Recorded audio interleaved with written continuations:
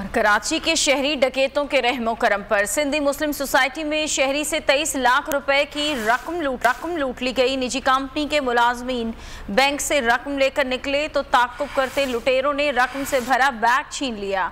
बोल न्यूज़ ने CCTV footage हासिल कर ली।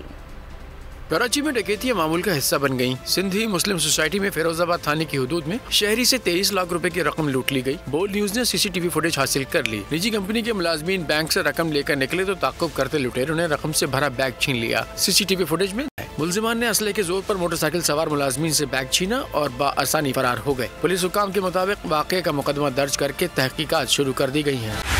बोल उड़ाएगा सबका होश, भूल जाएंगे सब अपना जोश। देखिए पाकिस्तान की सबसे बड़ी PSL ट्रांसमिशन सकलैन मुश्ताक, रमीज राजा, सुहेब अलवी, जमील फारूकी और फहीम खान के साथ खेल का जुनून रोजाना रात 11 बजे सिर्फ बोल न्यूज पर। सब्सक्राइब करें और बेल दबाएं ताकि कोई खबर रह न जाए।